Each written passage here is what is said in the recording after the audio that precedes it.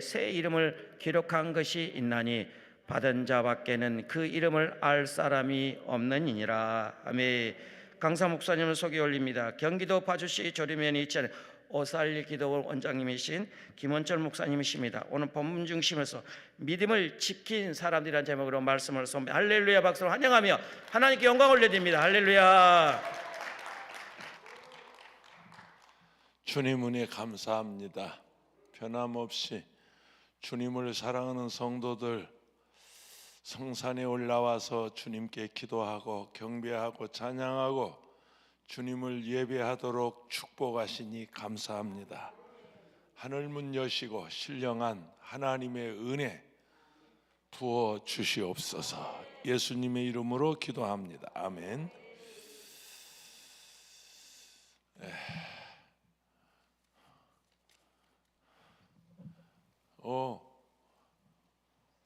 몇 분만 가셨다. 많이 안 가셨네. 감사해요. 1830년대 그러니까 지금 몇 년일까요? 한 200년 전, 200년 전 일이네요. 독일 남부의 뜨리에라고 하는 도시에 있어요. 제가 그 도시 가봐서 알아요.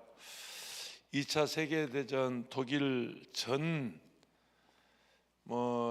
지역이 다 파괴가 됐고 공격이 당했는데 이 도시는 그 공격을 받지 않은 도시입니다. 독일 뜨리에라고 하는 도시가 있어요. 제가 독일 여러 도시를 돌면서 부흥했는데 이 도시는 그 로마 시대 건물이 그대로 아직도 있고 그 도랑에서 그 로마 시대에 쓰던 그 당시에 그 동전 같은 게 아직도 이렇게 있는 그런 도시입니다. 유대인 소년이 살고 있었는데 아버지는 법률가였어요. 할아버지는 랍비였고 큰아버지도 랍비예요. 그리고 자기 아버지는 법률가였습니다. 근데 그 아버지 법률가 유대인인데 회당에 나가지 않고 유대인 회당에 나가지 않고 기독교회를 나가요. 그러니까 당시 교회 그러면 루터 교회를 말하는데 독일의 루터 교회를 말하는데 루터 교회를 나갑니다. 아들이 그게 이상한 거예요. 아버지 왜 우리 유대인인데 빵떡모자 쓰고 회당에 나가지 않고 왜 교회 나가세요? 어린 아들이 아버지에게 그렇게 질문을 합니다. 그때 그 아버지 대답입니다. 아들아, 우리가 사람들에게 왕따 당하지 않고 잘 살기 위해서라면 들어보세요. 그렇게 할 수밖에 없단다 하고 일반적인 그냥 평범한 그냥 그런 대답을 해요. 아버지가 법률가 아버지가. 할아버지도 랍비, 큰아버지도 랍비. 전통 유대교 신자들이고 유태인들이고 당연히 회당에 가서 토라를 배워야 할 유대인 아버지가 안 나간단 말이죠. 회당에. 그 소년의 아버지는 이제에 밝아요. 어떤 이제 밝은 말하자면 아버지란 말이에요. 현실 감각이 빠른 아버지예요. 이게 유대인들에 대한 사회적 불이익을 당하지 않으려고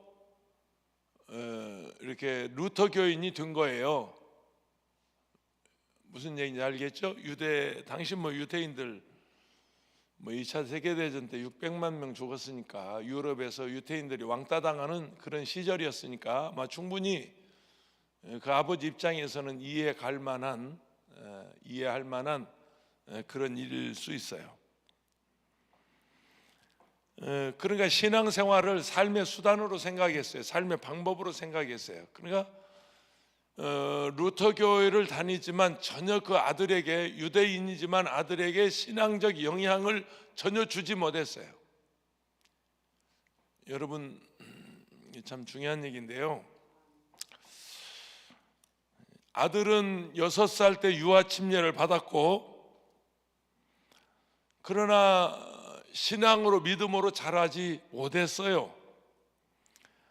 부모는 교회를 다녔지만 아들에게 영향을 주지 못하자 소년은 대학에 들어가면서 어쩝니까? 교회를 떠나버립니다. 그가 나이 30세 되던 해 1847년입니다. 런던에서 공산주의를 선언한 칼 맥스 이야기입니다. 칼 막스가 그랬습니다. 그 아버지가 유대인이었습니다. 마르크스 공산주의 창시자, 그가 칼 맥스입니다. 물론 결과론적이지만 만약에 그 아버지가 그 아들에게 어떤 신앙적인 영적인 영향을 주었더라면 그 아들이 공산주의를 선언하는 그런 공산주의자가 되지 않았을 것이다 라는 생각을 하면서, 우리가 교회에서 내가 목사입니다, 나는 목사지만 뭐 장로님, 권사님, 전도사님, 우리 예수 믿는 우리 성도들이 만약에 여러분 자녀들에게, 자손들에게 어떤 신앙적인 영향을 주지 못한다면, 요즘요 지금 얼마나 심각한 줄 아십니까? 내가 자꾸 이제 목사님들이 우리 기도원에 와 설교하면서 자꾸 그런 얘기 하니까 어떻게 확인할 길은 없어요. 제가 확인해 본 것도 아니에요. 통계청에 뭐 자료가 잡힌 것도 아니고, 누가 그걸 구체적으로 조사 연구한 것도 아닌데, 일반적으로 목사님들이 다니면서 하는 말이 교회 학교가 없는 교회가 70%다 그래요. 여러분이 어느 교회를 나가시는지 모르지만 여러분 교회는 어쩝니까? 여러분 교회는 교회 학교가 어떻게 잘 지금 존재하고 있는지요? 여러분 교회 유아 유초동부, 중고등부 학생회가 건재하고 있는지요? 청년대학부가 건재하고 있는지요? 한국 교회가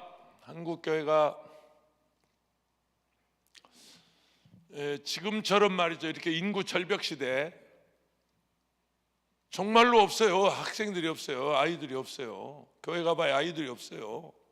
어떻게 할 거예요? 제가 여의도 순복음교회에서 거기 속한 목사고요. 1968년도부터 지금까지 거기서 신앙생활 하니까 제가 그 중요한 일을, 목회적인 일을 다 했으니까 어느 정도 알겠어요. 아이들 그 성도들 끄트머리 숫자까지 알지 않겠어요? 제가 교무 담당 부목사였으면 그런 그 행정 업무 다 알죠. 그래서 헌금이 1년에 얼마 나오고, 새신자가 얼마 들어오고, 그리고 나가는 사람이 얼마고, 출석이 얼마고, 주일학교 중고등부 얼마인지 제가 끄트머리 숫자까지 다 알고 있는 사람인데요. 지금 오늘 또 여기 지금 어른들이 많이 와 계시는데, 여러분 지금 자녀들은 어디서 뭐 하시나요? 여러분의 자녀들이 지금 주일날이면 여러분 함께 부모님들 따라서 교회 나옵니까? 교회 다니십니까? 여러분의 자녀들은 안녕하십니까? 이게 지금 제가 여의도 교회 부목사 할 때만 해도 교회 학교 자리가 없어가지고 공간이 없어요. 아이들이 수용할 공간이 없어서 대성전을 내주자. 차라리 우리가 아이들한테 다 내주고 교회 다 비워주고, 그리고 어른들은 고수부지 가서 예배드리자. 아니면 여기 여의도 공원 내에 그 광장이 있는데 거기 광장에 가서 예배드리자.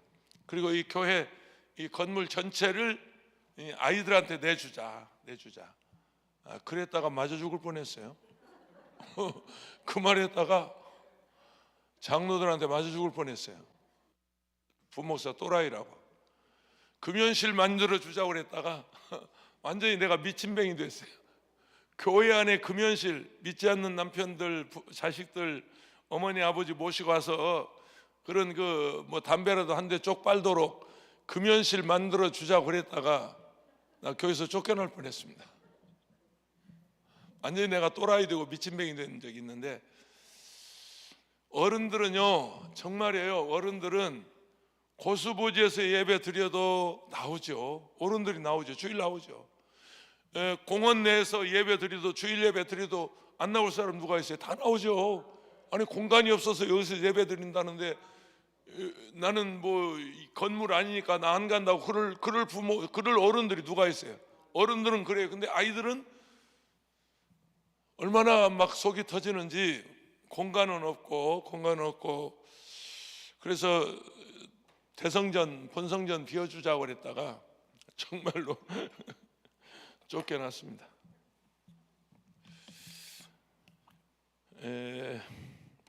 오늘 버가모 교회에 대해서 얘기하고 있습니다. 요한계시록에 있는 버가모 교회에 대해서 지금 말씀하고 있는데, 2장 12절 13절에 보면 그렇습니다. 버가모 교회 사자에게 편지하라. 좌우에 날선 거물 가지시니가 이르시되 내가 어디에 사는 것을 내가 아노니 거기는 사단의 권자가 있는 데라. 내가 내 이름을 굳게 잡아서 내 충성된 증인 안디바가 너희 가운데고 사단이 사는 곳에서 죽임을 당할 때에도 따라서 나를 믿는 믿음을 저버리지 아니하였도다. 근데 버가모 교회가 어떤 교회냐면, 충성된 주님의 증인 안디바가 순교를 당할 때도, 죽어나가는데도, 죽임을 당하는데도, 그럼에도 불구하고 믿음을 저버리지 아니하였다. 그래서 오늘 설교 제목을 꼭 정하자면 믿음을 지킨 사람들. 믿음을 지킨 사람들. 요즘 저는 오래전부터 제가 통일운동 하고 있습니다. 무슨 통일운동이라고 그러니까 여러분 무슨 뭐 이 사회운동이나 무슨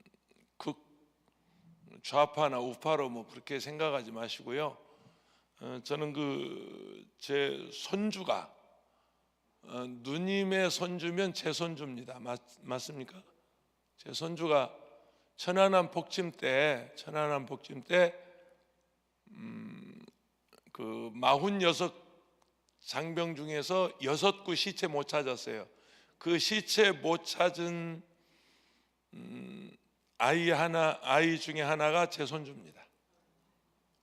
천안함 복짐 때 옷까지 태워가지고 대전 현충원에 안장했습니다. 장례식 맞습니다.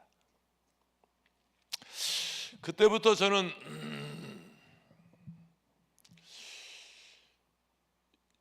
무엇을 해야 할까? 목사가 무엇을 해야 할까? 총칼 들고 나가서 싸울 수도 없고, 전쟁할 수도 없고, 싸울 수도 없고, 배지 달고 나가서 어디 가서 정치할 수도 없고, 목사가 할 수 있는 일이 기도밖에 없더라고요. 기도하는 길밖에 없더라고요. 그래서 기도 제목이 뭐냐면, 다시는 6.25 전쟁 같은, 천안함 폭침 같은 이런 비극이 이 땅에 일어나지 않도록. 여러분 기도해 주세요. 마치 요즘 정치인들 말이죠. 정치하는 사람들 뭐 그래? 우리도 그러면 핵무기 만들지. 그래? 그러면 우리도 쏴대지. 미사일 쏘지. 뭐 핵무기 일주일이면 만든다고 그래. 지금 대한민국 기술 정도면 원료 다 돼 있고요.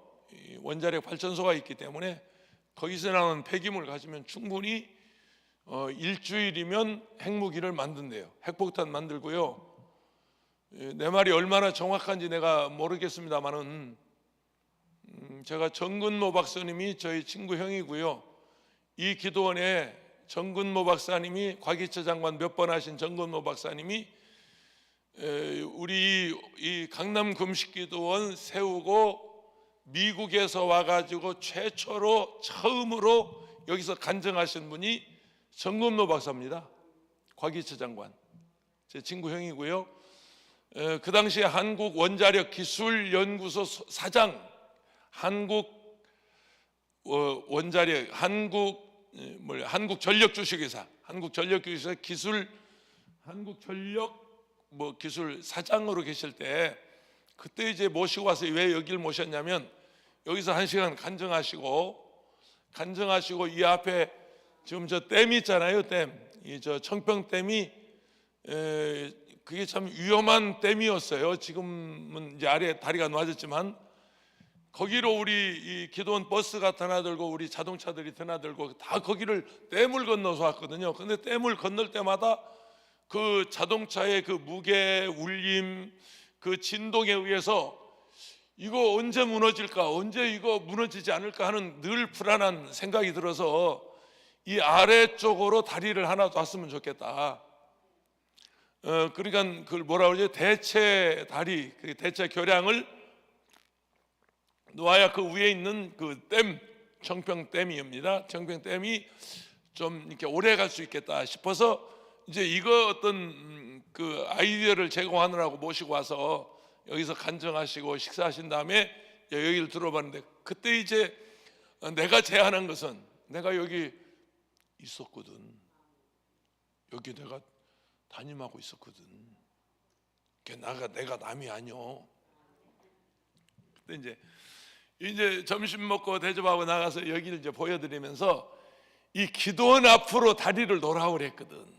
사실은 이제 그런 욕심으로, 만약에 기도원 앞에, 우리 청평 강남구 기도원 앞에 다리가 하나 든든하게 놔지면 훨씬 더 우리 기도원에 드나드는 성도들이 편안하고 편리하고 유용하겠다 싶어서 이제 그걸 제안하느라고.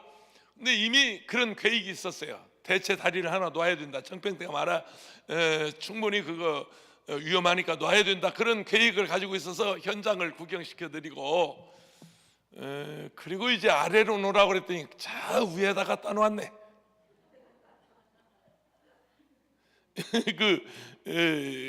지금 있잖아요. 여러분 그 다리를 건너오셨을 건데, 아침에 저도 거기 건너왔습니다. 그 위에 갖다 놨어요. 그러느라고 이제 정 박사님을 여기 모시고, 이제 그 덕분에 이제 청평 기도원에 와서 간증도 하시고 그랬죠. 그러니까 그런 분들의 얘기니까, 그런 분들의 얘기니까 제가 이렇게 막 하는 얘기라도 상당히 어떤 팩트가 정확한. 최근에 그 윤 정부에서, 이 정부에서 그러잖아요. 6개월이면 상용화할 수 있다, 핵무기. 그 말이 절대 빈말 아닙니다. 우리 한국에 지금 원자력 병원 있잖아요. 저 공릉동에 원자력 병원이 거기가 내내 그 원자폭탄 만들겠다고 이 원자력 연구소 하던 데 아닙니까? 거기서 이제 다 연구들 해서 원자력 발전소가 세워지고 거기서 원자폭탄을 제작하려고 그러는데, 그때 이제 미국에서, 지금도 마찬가지예요. 미국에서 절대 허용 안 하죠. 강력하게 반대하고, 지금도 윤 대통령이 그런 말 했다가 지금 괜히 안 한 것만 못하게 돼 있잖아요. 미국에서 강하게 지금 압박하고, 이거 너희들 지금 무슨 소리 하고 있느냐, 우리가 해구산, 우리가 전략무기 제공하겠다는데 너희들이 무슨 원자폭탄 만들겠다고 그러냐, 상용한다고 그래요. 6개월이면 상용한다. 대통령이 그랬잖아요. 그런 걸 하니까 지금 상당히 민감하게 미국 쪽에서는 반응하고 있어요. 근데 마치 이 땅이, 만약에 여러분 그렇게 되면 어떻게 되겠습니까?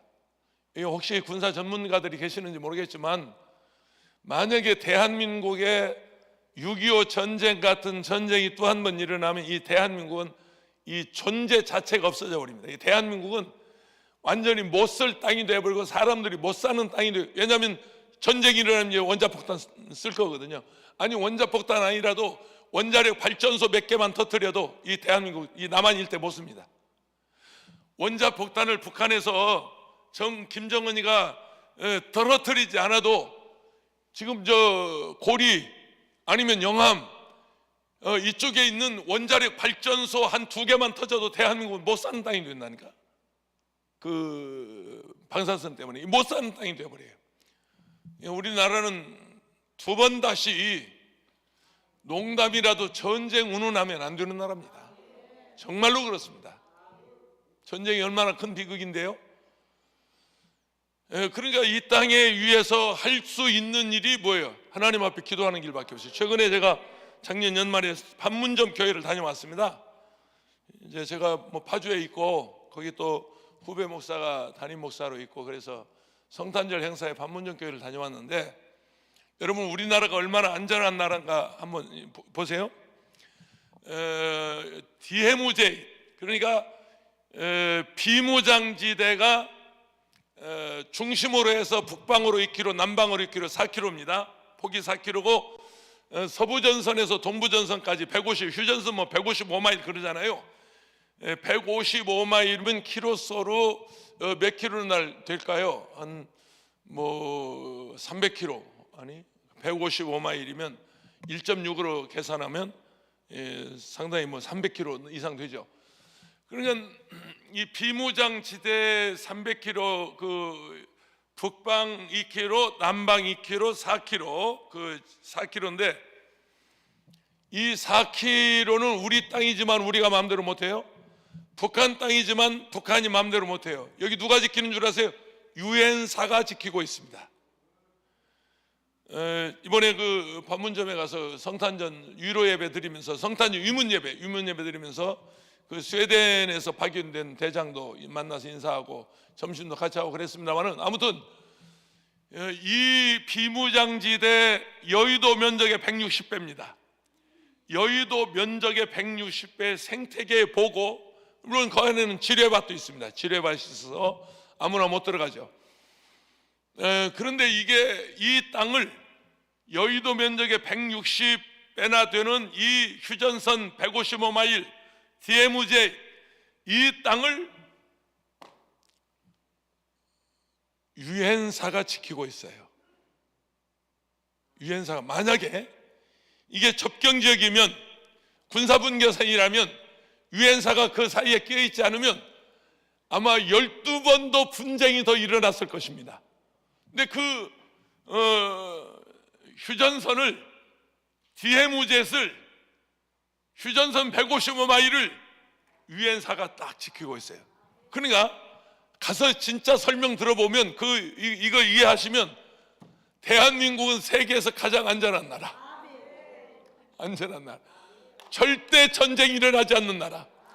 만약에 전쟁이 일어나면 어느 쪽이든 어느 쪽, 그냥 유엔사에서 뭐 유엔 안전보장 이사회 할 것도 없어요.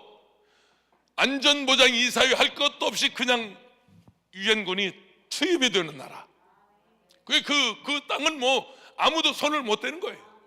아무도 손을 못 대는 거예요. 이 땅에서 전쟁할 수가 없어요. 절대 전쟁, 여러분 안심하십시오. 전쟁이 일어나지 않습니다.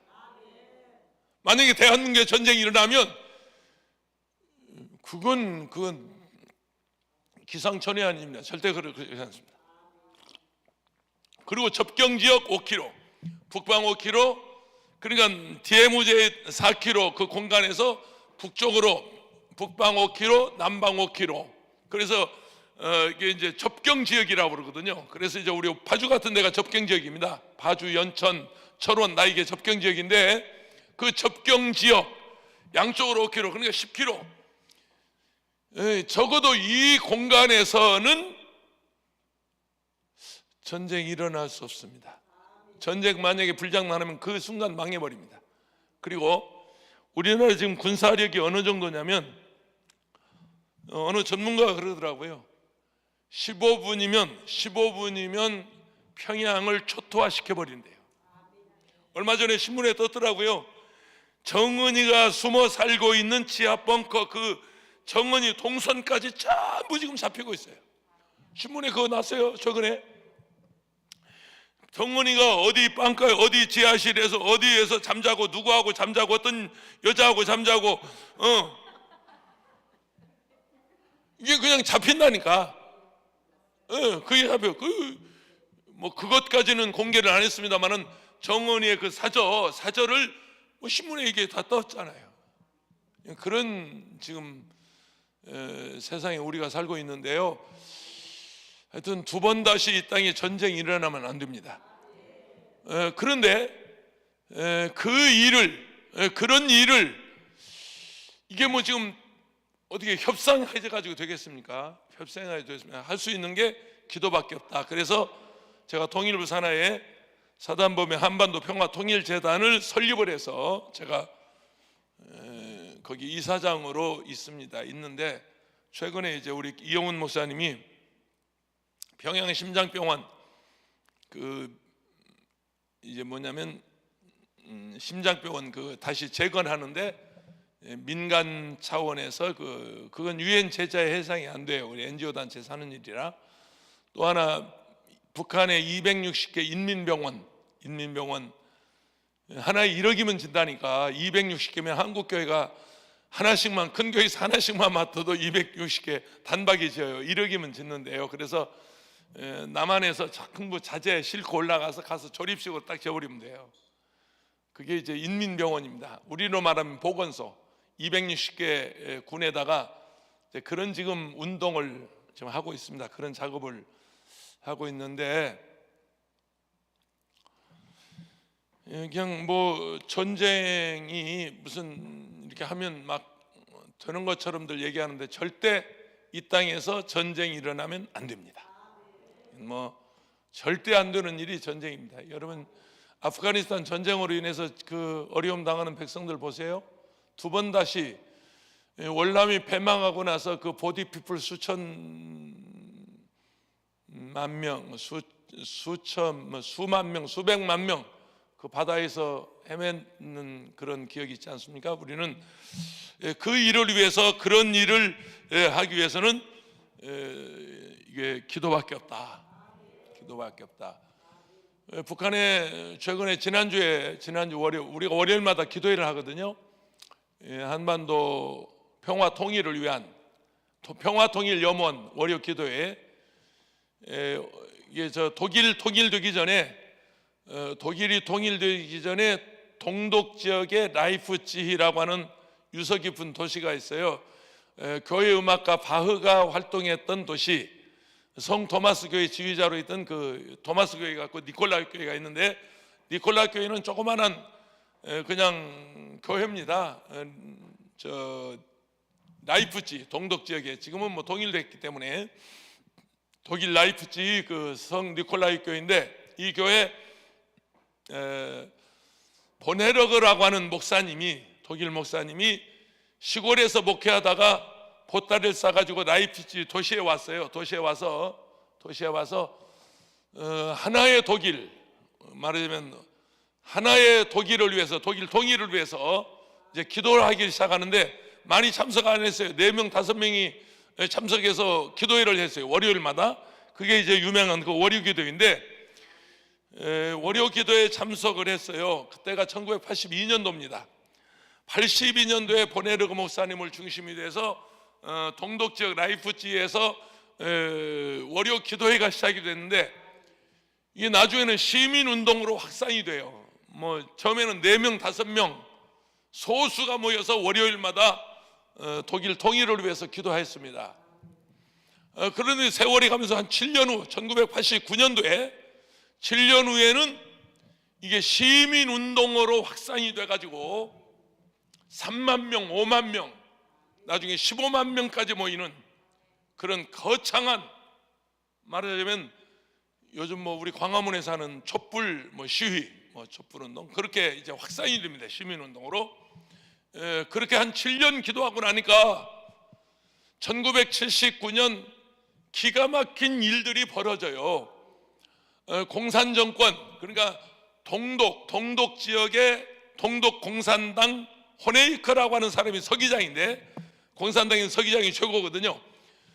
서기장인데 이 호네이커 정권이 무너집니다. 당내 말하자면 뭡니까, 구테타 세력, 신진 세력에서 호네이커가 밀려나고 새로운 서기장이 들어서는데, 새로운 정권이 들어섰으니까 국민들의 염원이 무엇인가, 국민들은 저렇게 자유를 달라고 기도하고 자유를 달라고 시위하고 저렇게 함성 소리가 들리는데 우리가 외면할 수 없다. 그러면 일부라도, 그 일부가 뭐냐면 여행 자유합니다. 뭐 큰 것도 아니었어요. 동서독 통일이 아닙니다. 동서독 통일이 아니고 동독 주민들이 유럽 사회를 여행하는데, 자유롭게 여행하는데, 자유진영, 민주주의 진영에는 서독은 못 가더라도, 예를 들어서 프랑스, 영국은 못 가더라도 당시 그 체코슬바키아, 헝가리 같은 사회주의 나라는 여행할 수 있게 해주자. 이게 이제 새로 들어선 그 동독 공산당 최고위 인민회에서, 최고위에서 결의를 합니다. 그러면 우리도 주민들을 언제까지 이렇게 억압할 수 없으니 여행을 자유롭게 하도록 하자. 단 자유진영은 안 되고 사회주의, 민주진영은 안 되고 헝가리, 체코슬바키아, 그 당시 뭐 폴란드 뭐 이런 하여튼 그런 그 사회주의 국가를 여행을 자유하자 하고 결의를 했어요. 그리고 그 브렌제스크라고 하는 그 당시 새로운 서기장이 회의에 이제 메모를 해가지고 공보관에게 그 사람도 최고위원인데 이 사람에 발표하라고 넘겨줘요, 메모지를. 근데 이 사람이 그 회의에 참석을 못하고 밖에 나갔다가 여행하고 막 들어와서, 휴가를 끝내고 막 들어와서 이 메모지를 받아가지고 그날 저녁 말하자면 그 내외신 기자회견을 합니다. 오늘 긴급 기자회견이 있습니다. 중대 발표가 있습니다. 그래 이제 뭐 동독 지역에 나가 있는 내외신 기자들이 쫙 모였는데 그 얘기를 한 거예요. 우리도 이제 여행 주민들에게, 백성들에게 여행 자유를 하겠다 하고 이제 발표를 했어요. 뭐 굉장한, 그것만 해도 충격적인 발표였는데 거기에 조금 2% 부족한 네덜란드의 어느 기자가 있습니다. 이 사람이 나처럼 2%가 좀 부족했던 것 같아. 그래가지고 다 듣고 나서 이렇게 질문을 해요. 그거 언제부터입니까? 그거 언제부터 합니까? 내내 설명하고 나니까. 근데 사실은 그 회의는 당시 소련이죠. 소련 정부의, 소련 군부의 허가를 받아서 하겠다고 했는데 그걸 이 사람이 급해가지고 잊어버리고 발표를 안 하고 그걸 다 무시해버리고 언제부터 하깁니까? 그러니까 머뭇머뭇하다가 당장에 할 겁니다 그랬어요. 그럼 내일부터 합니까? 예스, 내일부터 합니다. 이래버렸네요. 이제 공보비서관도 좀 어리버리, 나처럼 한 3% 부족했던 사람한테 어리버리 해가지고, 왜냐하면 내용을 몰라, 메모지만 받은 거야. 예, 그러겠습니다. 근데 그 또 네덜란드 기자가 다시 물어요. 서독도 할 수 있습니까? 그래요. 서독도, 왜냐면 회의에 참석 안 했으니까. 원래는 폴란드는 사회주의 국가만 하겠다고 그랬는데 그러면 여행 자유라면 우리가 서독도 갈 수 있습니까? 예, 그래 버렸어요. 이게 여러분, 이 사건이 최대의 오보 사건입니다. 오보. 그래 이 사람이 그 자리에서 네덜란드 그 본사에다가 원고를 송고해 버렸어요. 그리고 세계 뭐 CNN을 비롯해서 BBC를 비롯해서 뭐 AP통신 뭐 할 것 없이 전 세계 통신사들에게 그 원고를 그냥 보내버렸어요. 내일부터 동독이 여행 자유를 하려나. 근데 거기 서독도 할 수 있다 이래버렸어요. 사실은 그럼 없는 말인데. 그러니까 그때가 저녁 6시 기자회견을 하고 내외신 발표를 하고 조금 넘었겠죠. 한 6시 반쯤 돼. 동독이나 서독이나 주민들이, 백성들이 저녁 먹는 시간에 긴급 브레이크 뉴스가 뜨는 거예요. 긴급 뉴스가 뜨는 거예요. 긴급 뉴스가 뜨는데 내일부터 동독 주민이 여행을 자유롭게 할 수 있다. 이래가지고요, 저녁을 먹다 말고 밥상을 다 둘러 엎어버리고 서독의 백성들이, 동독의 백성들이 막 집을 튀어나오면서 만세를 불러요. 거리로 쏟아져 나와서 만세를 부르면서 그들이 어디로 달려가냐면 베를린 장벽으로 물러갑니다. 그래서 한 100만 명이 단박에 모였어요. 그날 100만 명이 단박에 모여서 마침내 그 장벽을 힘으로, 사람이 힘으로 그냥 밀어서 무너뜨려서 마침내 이듬해 1월달 12월 9일 나니까 그런데 1월달 동서독은 통일이 됩니다. 그동안 서독교에서는 어떻게 했냐면, 서독교에서는요, 동독에 계시는 목사님들, 얼마 전에 그 독일 최장수 총리 메르켈 총리 여자분 있죠, 엄마 있잖아요, 엄마. 그 엄마의 영성을 가지고 유럽을 다스리는 메르켈 총리가 함부르크에 있는, 원래 고향이 함부르크입니다. 함부르크는 서독 북쪽이거든요. 함부르크에 있는 목사님 딸이에요. 근데 메르켈이 2살 때 등에 업고 오빠가 걸리고 그 목사님 가족 메르켈 아버지가, 야, 우리 가자, 동독으로 가자, 거기 가서 기도하자. 그래서 그 가족들을 데리고 동독으로 다 넘어가요. 그래서 동독에서 공부했고 동독에서 자랐고 통일될 때까지 그는 동독 사람이었어요. 동서독이 통일되고 나서 그 메르켈이, 그 목사님 딸이 최장수 독일 총리가 돼서 그야말로 독일 국민의 어머니로, 어머니의 영성을 가지고 유럽을 통치한 그런 존경받는 인물이 됐습니다. 이 서독에 있는 교회에서는 무슨 일을 했냐면, 서독에 있는 교회는 헌금을 해가지고 동독에서 고생하는 목사님들의 사례비를 매월 보내줬어요. 돈을 보내줬어요. 우리는 지금 그렇게 할 수 없습니다만은 탈북민들은 지금 그렇게 하고 있는 거 아시죠? 옛날에 탈북민들이 그 조총련에서, 조총련이 북한의 빨대였어요. 빨대. 그러니까 조총련들이 보내주는 달러 가지고 북한 김일성 정권이 유지를 했어요. 김일성 정권이 유지를 하고 김정일 정권 때까지만 해도 말하자면 탈북자가 그렇게 많지 않았고, 조총련, 일본에 사는 제1교포들이 북한에 돈을 그렇게 보내줬습니다. 가족들에게, 일가 친척들에게 보내줘서 북한 경제에 큰 힘이 됐는데, 지금은요 36,000명의 탈북민들이 북한 가족들을 먹여 살리는, 말하자면 후견자들입니다. 실제로 돈이 가족들에게 배달이 됩니다. 배달이 되는데 어떤 룰이 있어요. 100만 원 보내면 30%는 중간에서 먹습니다.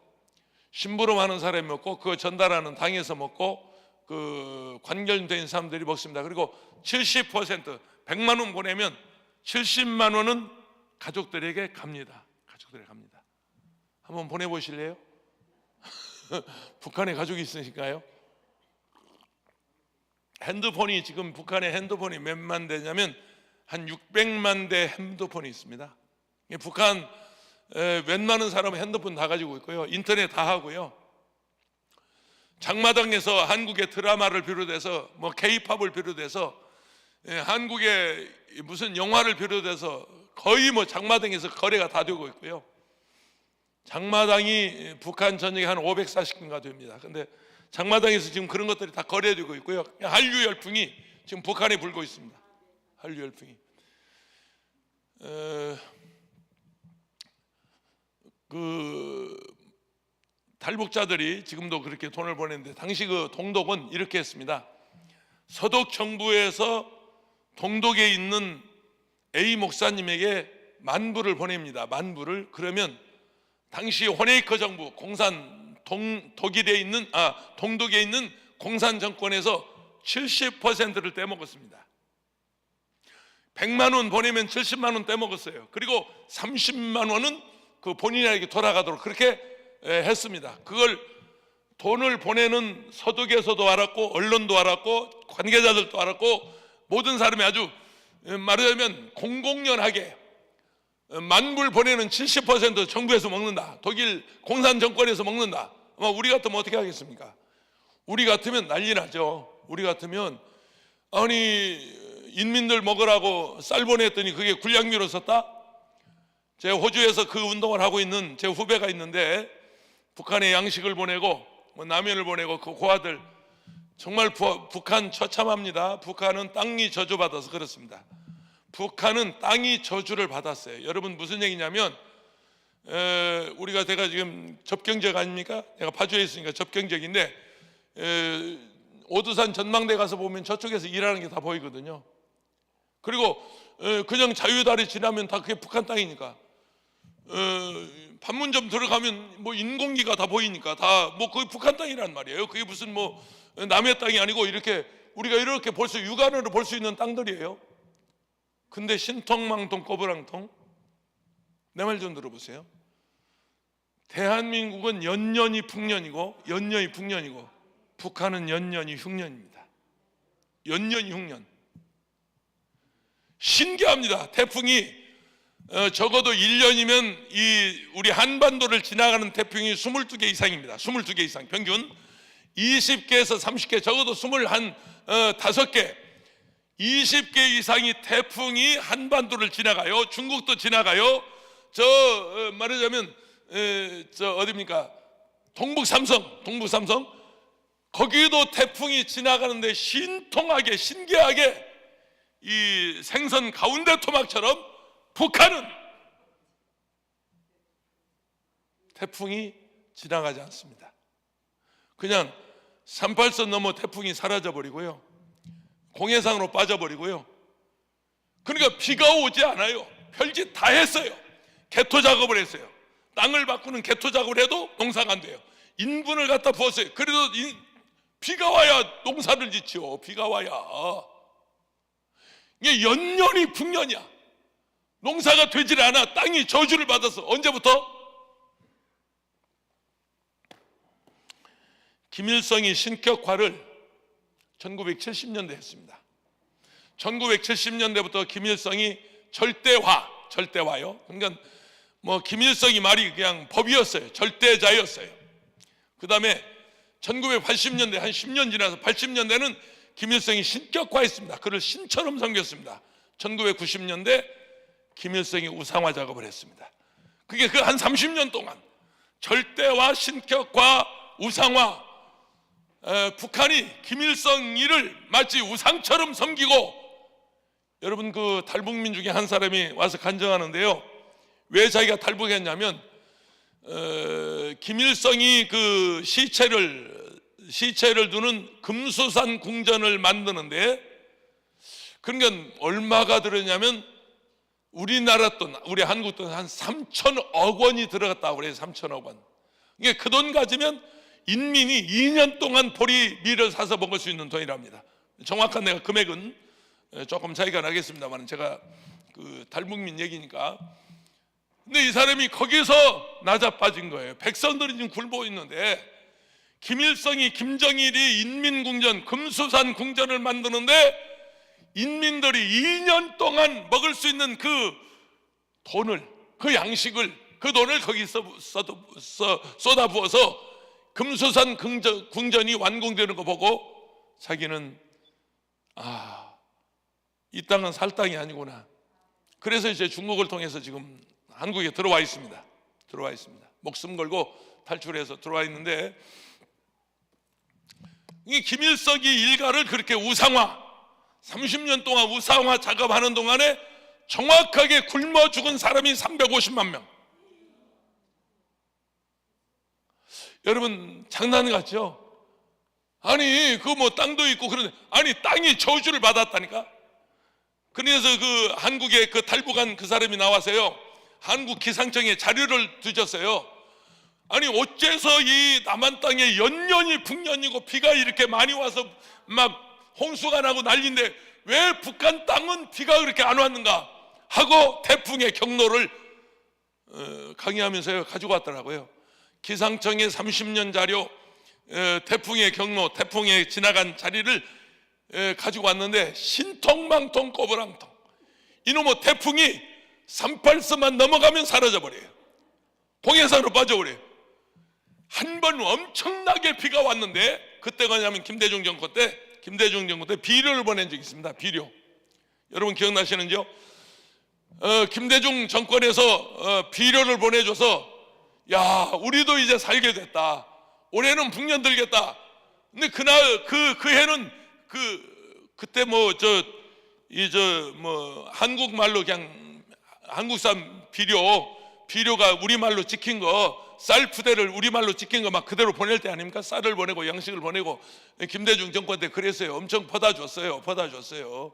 그게 이제 소위 말하는 김대중 그 햇빛 정책인데, 하여튼 이놈들 먹여야 하지 뭐 해서 이제 사다 줬는데, 그때 북한의 주민들은 무슨 생각이냐면 통일되는 줄 알았답니다. 그냥 남한에서 쌀 푸대가 그대로 오고 비료 푸대가 그대로 뭐 뜯지도 않고 오는데 자기들은 통일되는 줄 알았대요. 그때 비료를 보내줘서 이제 올해는 우리가 풍년 들겠다. 근데 그 해는 비가 오는데 너무 많이 와가지고 그냥 북한 전역의 농토가 막 초토화가 돼서 완전히 못 쓰게 마련돼요. 논에 모래가 쏟아졌으니 산사태가 나서 막 모래가 논에 쌓여있으니 완전히 농사를 못 짓도록 그렇게 비가 너무 많이 와서, 그러니까 둘 중에 하나, 가물어서 농사를 못 짓든지 비가 너무 많이 와서 망가지든지. 오신 분들이 똑같은 얘기합니다. 탈북하신 분들이 똑같은 얘기하는데 땅이 저주받았다. 여러분 그 신명기 28장 14절 이후에 모든 게 탈북자들이 와서 예수 믿고 나서 성경을 읽어보니까, 신명기를 읽어보니까 28장 14절 이후에 그 모든 저주가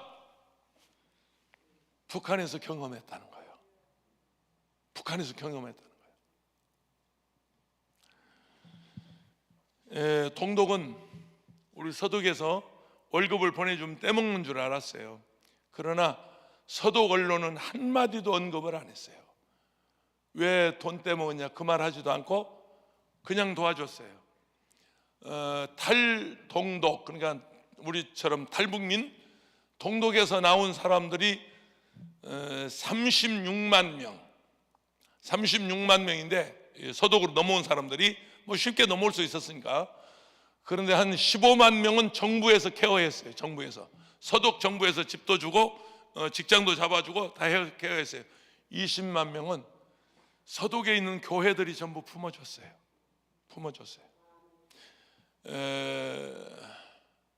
어느 정도 그 서독 정부가 서독에 있는 교회들이 그들을 도왔냐면 막 쌀도 보내고 뭐 옷도 보내고 막 보낼 거 아니에요. 그러면 독일 동독에 있는 공산당 정권이 이 더러운 거 안 먹는다고 국경선 밖에다가 싸놓고 막 오물을 뿌리고 불을 지르고 그런 수모를 당하면서도 한마디 언급하지 않았어요. 그냥 도와줬어요. 그냥 그래도 또 보내주고, 그래도 또 돈 보내주고, 그래도 먹을 것 보내주고. 그래서 마침내 독일 통일이 1989년 90년 1월 달에 이제 이루어지는데 아까 제가 얘기한 라이프치 성 니콜라이 교회에서 7년 동안 하나님 앞에 기도했더니, 당시 서독 수상도 서독 콜 수상이나 영국 대처 수상이나 독일의 프랑스의 그 독일은 네 나라가 점령하고 다스리고 있었거든요. 공동으로 영국하고 프랑스하고 미국하고 여기 러시아하고 소련이죠. 근데 그 네 나라에서 공동 경비구역입니다. 그야말로 공동 경비구역 JSA. 우리 판문점처럼 그래 공동 경비구역이었는데, 당시 서독의 헬무트 콜 수상은 발에 불이 나도록 당시 부시 대통령, 아버지 부시 대통령, 아버지 부시 아니 누구지? 그 이전에 당시 대통령, 여기 내가 적어놨다. 뭐라고 이걸 내가 적어놨냐? 적어놨어요 내가. 미국 대통령, 영국 대처 수상, 그 유명한 대처 수상, 그리고 소련의 그 지도를 그리고 퇴근한 사람 고르바초프. 이 사람은 러시아 국기를 여기다 이마에 찍고 나온 사람이에요. 고르바초프, 미국, 영국, 그리고 프랑스의 당시 적어놨는데 하여튼 있다고 그래요. 발에 불이 나도록 쫓아다니면서 마침내 전 그 비용을 미국에서 사실은 부담했습니다. 소련군이 철수하는 비용이 얼마 들었냐면 우리나라 돈 한 1조 들어갔습니다. 1조 한 5천억 들어갔는데 소련군이 독일에서 철수하는 비용을 우리가 다 대겠다. 미국에서 그 외교력이 누구냐면 헬무트 콜 수상입니다. 나는 정말로 속상한데요. 도널드 트럼프가 판문점을 드나들 때 우리나라 대통령이라는 사람은 발장 끼고 구경하고 있었습니다. 이런 병신이 어디 있습니까? 아니면 사상은 놔두자고요. 신영복이를 좋아했던 김영복이를 좋아했던 그건 놔두자고요. 민족의 수건인 통일할 수 있는, 남북이 교류할 수 있는 그런 일이 우리 눈앞에 지금 펼쳐지는데 대통령은 판문점에서 저쪽 구석에서, 내가 봤어요. 그 생방송 중계됐으니까 도널드 트럼프가 판문점 정은이한테 건너가고 정은이가 왔다 갔다 둘이 거기서 보응하는 거 우리 다 봤잖아요. 그때 우리나라 대통령 문화부계는 저기 뒤에 서서 구경하고 있더라고요. 이런 병신이 어디 있습니까? 이런 바보 천치가 어디 있습니까? 에? 그냥 구경하고 있었어요. 5년 동안 밥만 먹고 있었어요. 너무 속상한 거예요.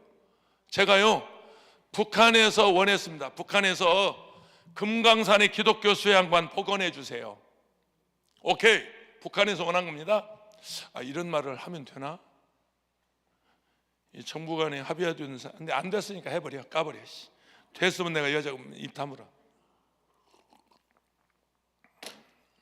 우리 말하자면 남북 협력 기금이 있어요. 그게 지금 몇 조가 밀려 있거든요. 지자체마다 남북 협력 기금 예산이 있습니다. 서울시도 있고 경기도도 있고 다 있어요. 그러니까 남북 협력 기금이 그 당시 한 2조가 쌓여 있어요. 돈이 얼마든지 할 수 있어요. 그 돈 가지고 철도도 넣을 수 있고 도로도 만들 수 있고 금강산, 그건 유엔 제재 대상도 아니에요. 금강산 관광은 유엔 제재에서 제외된 거예요. 개성공단 다시 문 열 수 있고요. 얼마든지 할 수 있었어요. 남북협력기금이 산더미처럼 쌓여 있었어요. 지금도 쌓여 있어요. 지금도 쌓여 있어요.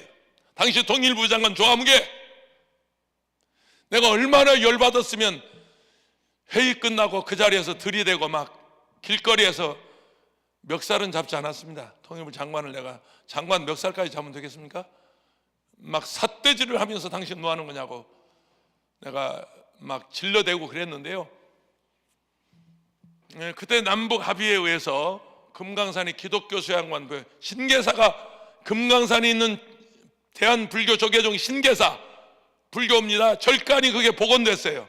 평양에 있는 성당이 복원됐어요. 칠골교회, 봉수교회가 복원됐어요. 이분들이 원하는 게 금강산에 있던 기독교 수양관 복원입니다. 그래서 이미 자금까지 다 마련돼 있고 500억 그거 가지고 금강산의 기독교 수양관 다시 짓는다. 거기 원장은 누구냐? 기도원 경험이 있는 김원철 목사로 하자. 아니 진짜 합의된 사항이라니까. 그래서 김원철 목사가 기독교 수양관 원장하고 뭐냐면 당시 에쿠스 승용차 에 기사 한 사람 딸려서 월 500만 원씩 5,000불씩 사례비는 드리겠다. 그리고 김원철 목사가 금강산 기독교 수양관, 그게 어떤 기도이냐면요, 일제강점기 1940년대 해방되기 전입니다. 일제가 발악을 할 때, 신사참배 하도록 막 발악할 때 한국에 목사님들이 이제 숨어 다니죠. 그래서 금강산에 숨어 들어간 유재헌 목사님을 비롯해서 한국에 말하자면 목사님들이 신사참배를 거부하고 금강산에 숨어 들어가요. 근데 금강산에 신계사라고 하는 절간이 있습니다. 그 절간에 누가 숨어 들어갔냐면 세상을 떠났습니다. 철원에 대한수도원을 설립하신 전진 원장님이 거기 숨어 살았어요. 근데 전진 원장님은 말하자면 유복자는 아니야. 어떻게 말하자면 조금 한 5% 모자란 사람하고 같이 이렇게 결혼을 하게 됐어요. 믿음도 없고 신앙도 없는 사람들인데 어떤 어른들에 의해서 결혼을 합니다. 그리고 아직 아기가 뱃속에가 있을 때 그 남편은 행불이 돼요. 행방불명이 돼버려요. 어디로 사라지고 맙니다. 그래서 뱃속에 있는 아이를 어떻게든 키우려고 이제 금강산에 숨어 들어가서 신계사에 머무는데, 신계사에 가서 보니까 절간이죠. 이 목사님들이 와서 이렇게 기도하고 있는 거예요. 그 속에서 목사님들이. 이분이 그때 결심을 합니다. 야, 목사님들이 그 당시 예수 잘 믿을 때니까 목사님들이 절간에 와서 기도한다니 이게 말이나 되냐. 그래서 여기다 기독교 수양관 세우자 그래서 세운 게 금강산 기독교 수양관입니다. 이제 해방되고 나서 이제 38선이 그어지고, 해방되고 나서 1945년 해방되고 나서 이제 남쪽으로 다 이제 내려오죠. 거기 뭐 북쪽에 다 금강산은 이제 공산당들이 밀고 들어오니까, 그래서 남쪽으로 내려오다가 정착한 곳이 철원 절개 지역, 그 대한수도원이 있는 자리에 와서 머물고 그 바위 밑에서 돌단을 쌓고 거기서 예배를 드리고 거기서 기도를 시작한 게 지금의 그 철원 수도원. 거기서 이제 전준 원장님이 그 뱃속에 있던 아이가 자라서 최아무개 목사가 됐죠. 목사가 돼서 어머니 뒤를 이어서 철원 수도원의 원장을 하다가, 최아무개 제가 아는 분입니다. 모두 아는 분들입니다. 작년에 제가 거기 설교하러 갔는데, 나는 오살리 기도원 원장이라도 강남도 오고 철원에 대한수도도 간다니까. 상당히 내가 넓은 사람이야. 그런 이제 가서 보니까 그 최 목사님 사모님이 지금 그 대한수도원을 지키고 있습니다. 그러니까 전진 원장님의 며느리야. 며느리. 그 참 뱃속에 있던 그 아이의 부인, 그러니까 그 목사가 되고 남편은, 네, 그 남편도 세상 떠났습니다. 그래서 이제 금강산 기독교 수양관 복원 사업을 저쪽에도 원하고 우리 쪽에도 원하고. 그럼 이 기도원을 잘 운영할 사람이 누구냐? 김원철밖에 없다. 오살리 기도원에서 44년, 강남 기도원 설립할 때부터 지금까지 할렐루야. 나보다 더 잘했으면 나와봐. 나와봐. 그런데 그걸 다 준비해 놓고요, 이 병신 같은 관료들이, 대통령이 밥만 처먹고 있었어요. 해달라는 데도 못하고. 얼마나 속상한지요. 나 지금 그때 합의됐으면 역사 일어났죠. 금강산에 기독교 수양관 세워놓고 전 세계 기독교인들이 와서 금강산 1만 2천 봉 관광도 하고 와서 영성훈련하고 금식기도 하고 거기서 이런 집회하고, 아마 여러분 돈 내고 올 거요? 돈 받아야지. 그럼 내가 공짜로 하냐. 와서 호텔 지어놓고 숙소 지어놓고 500명 수용, 그렇게 이제 한정을 지었어요. 숙소도 한 500명 할 수 있는 뭐 몇천 명 그런 건 아니고, 이제 전 세계 기독교인들이 와서 영성훈련하는 그런 프로젝트를 가지고 추진하다가 이렇게 낙동강 오리알이 돼서 오살리 기도원에 다시 들어가라 하고 있습니다.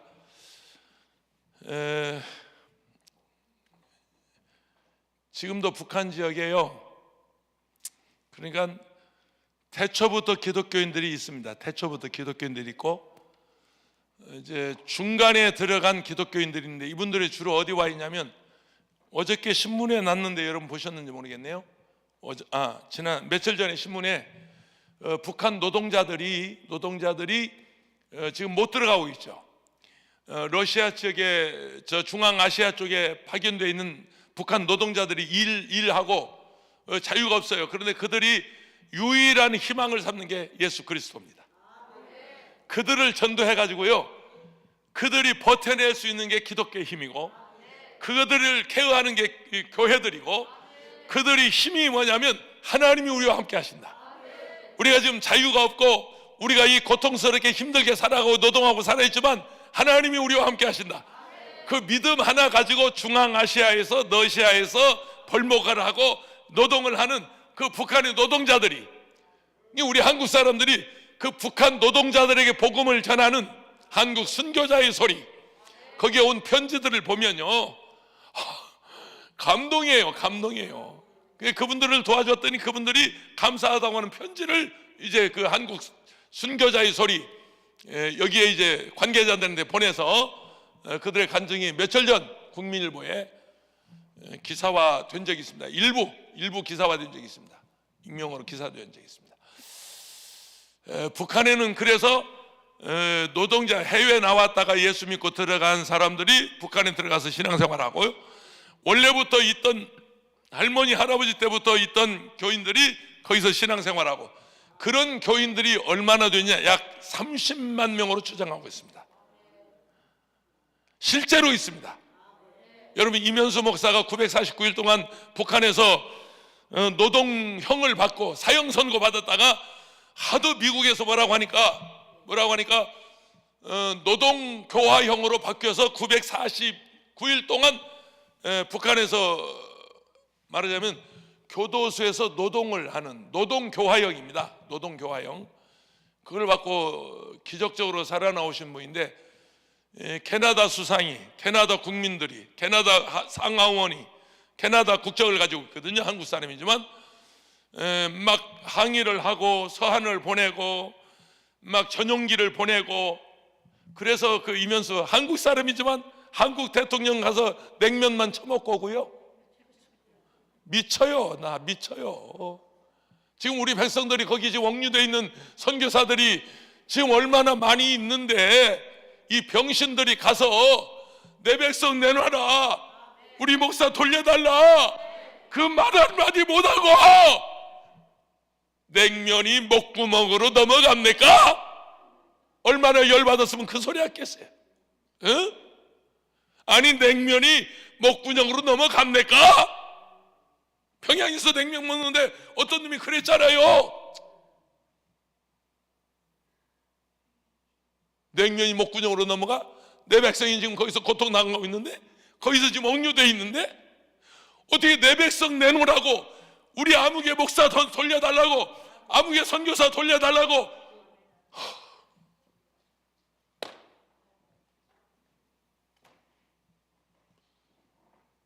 나라의 대통령이 그 말 한마디 못할까? 평양까지 가서 냉면이나 처먹고 와? 그러면 냉면이 목구멍에 넘어가?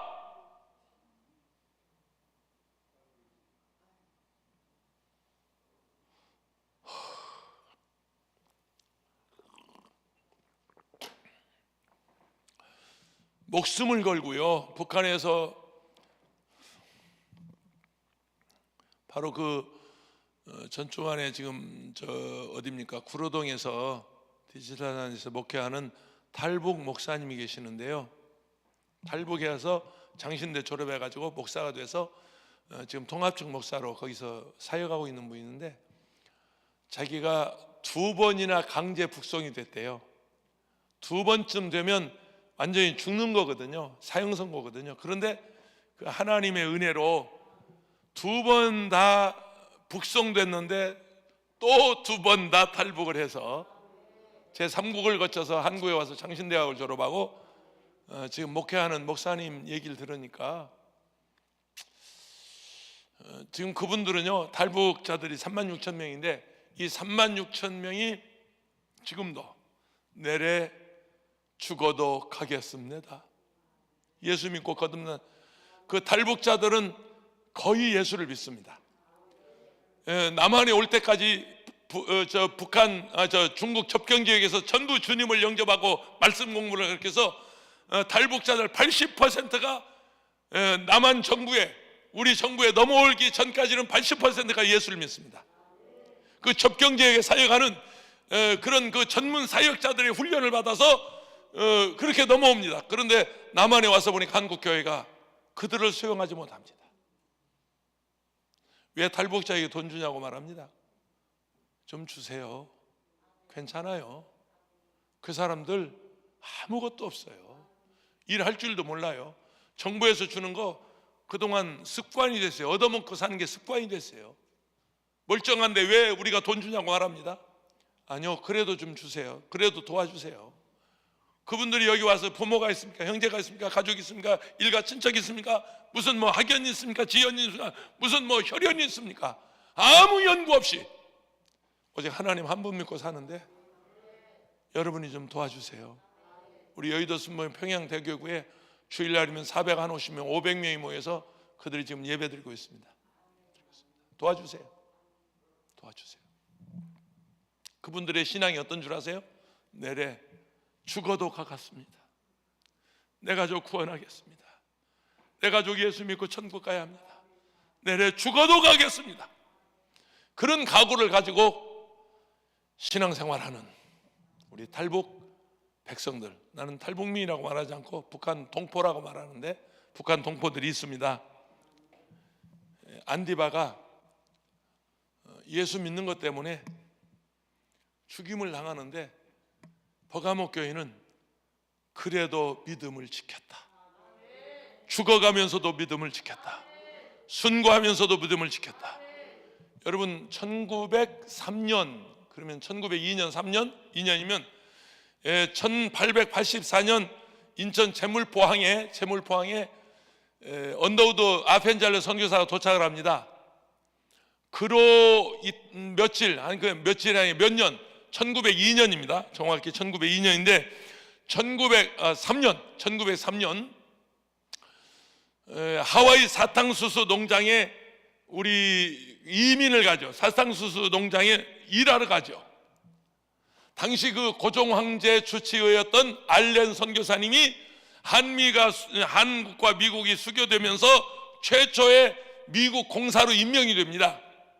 근데 그 알렌 선교사가 이 가난한 백성들 어떻게든 좀 도와주고 싶어서 그러면 하와이 사탕수수 밭에 말하자면 노동자 사탕수수 밭에 일하러 보내면 되겠다. 그런데 당시 그 신문에 이렇게 광고했더니 한 사람도 지원을 안 해요.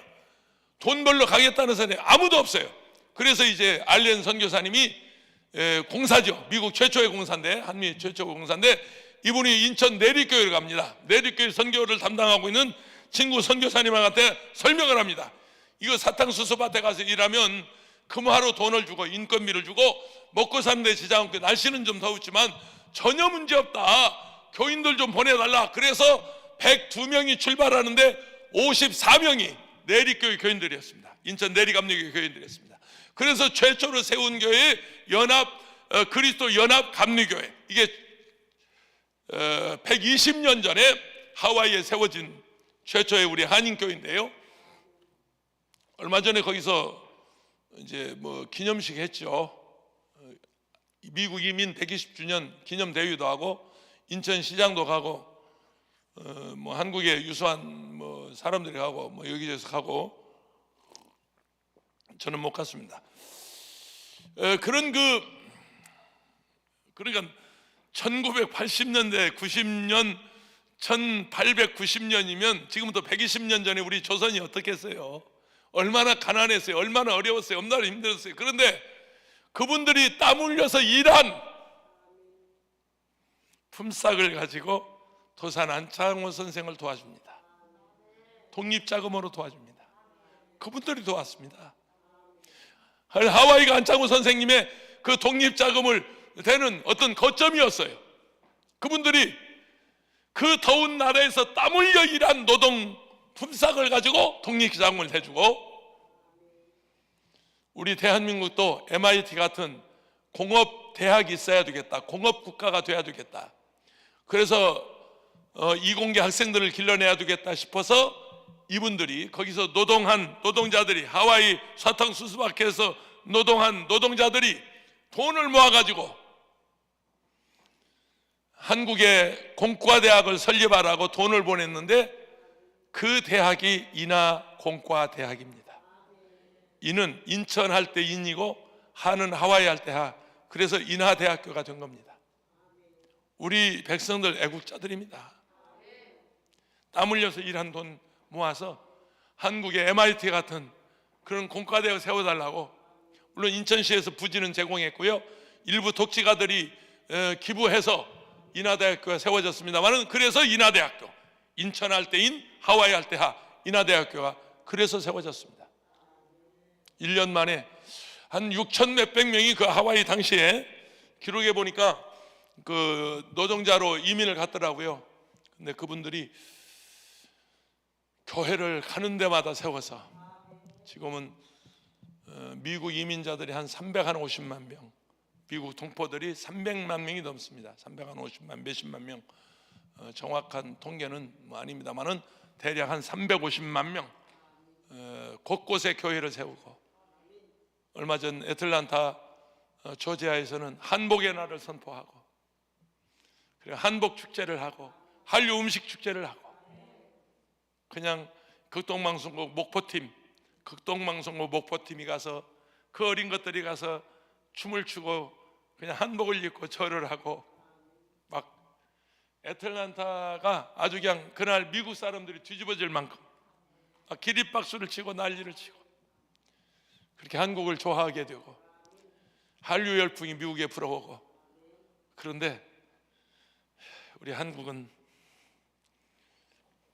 대통령들은, 이면수 목사님 얘기 들으니까 눈물 나더라고요. 어떻게 대통령이 말 한마디 못하냐는 거야. 내 백성이 거기에 갇혀 있는데, 내 백성이 억류되어 있는데 이 사람들은 와서 냉면이나 먹고 가냐는 거야. 내가 한국 사람이지만 캐나다 시민권을 가지고 있기 때문에 캐나다 수상이 전용기를 보내서 데려가는데, 어떻게 우리나라 대통령 가서 밥이나 처먹고 그러냐는 거야.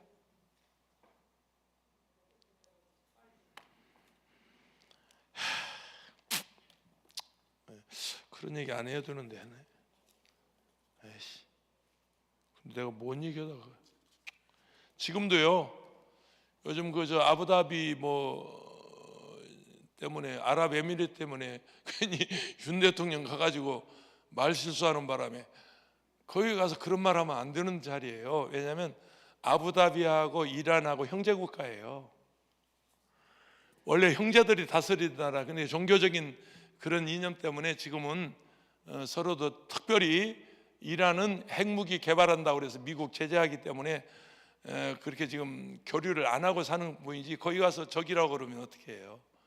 아부다비에 가서 이란이 적이라고 그러면 그건 큰 실수한 거예요. 형제 국가라니까. 형제들이 다스리던 나라라니까. 아랍에미리트 연합국은 가장 큰 형이 아랍에미리트, 그 다음에 이제 두바이, 그 지역의 연합국이잖아요.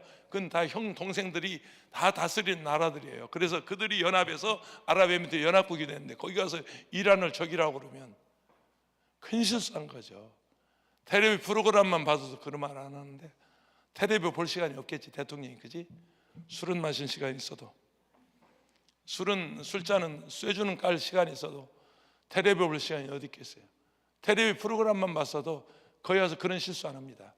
아랍에미리트 이란을 적이라고 하면 어떻게 해요? 그런 실수가 있어요.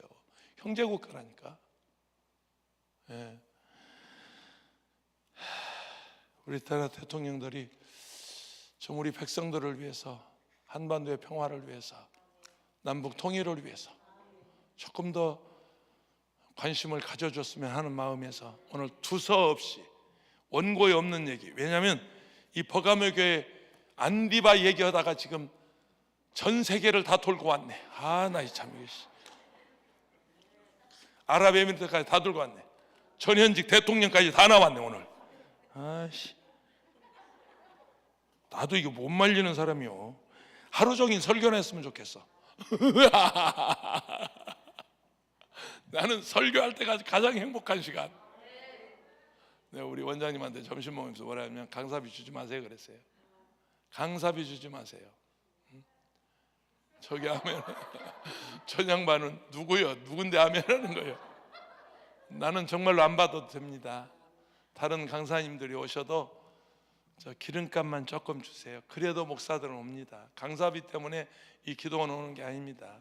목사님들은 와서 설교하고 복음 전하는 그게 사명이기 때문에 오는 거지, 이 기도원에서 강사비 준다고 올 사람 누가 있어요? 아니요. 그것 때문에 오늘 목사 아무도 없습니다. 적어도 목사면 그렇습니다. 여기 와서 설교하는 목사들은 적어도 그렇습니다. 오늘 또 내가 일부러 부탁했어요. 나 뭐 줄까 봐. 주지 말라고.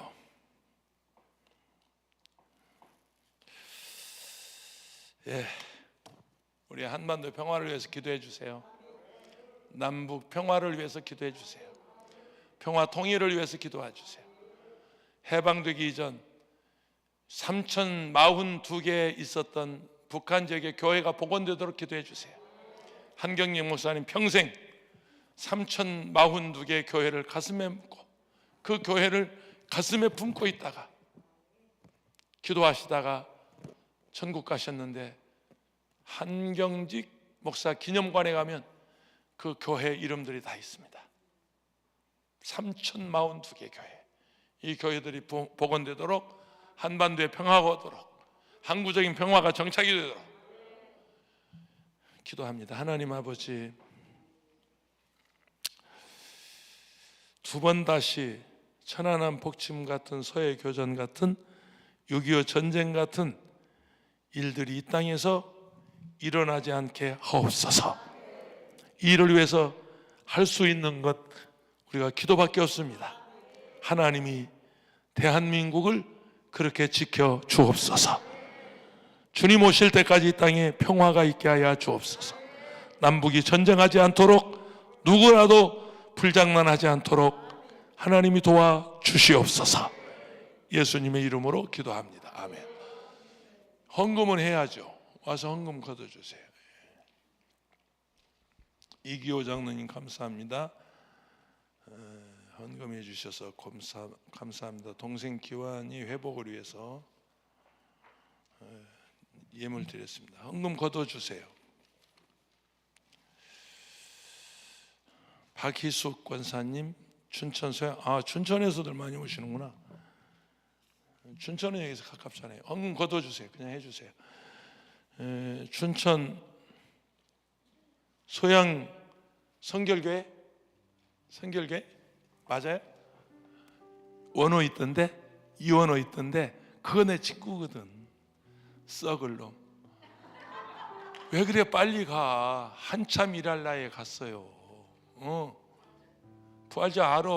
내가 그 소식 듣고 그날로 달려갔었는데. 에휴, 썩을 놈. 저는 좋은 권사님 놔두고 어떻게 갔냐? 그러셨구나. 감사합니다. 오셔서.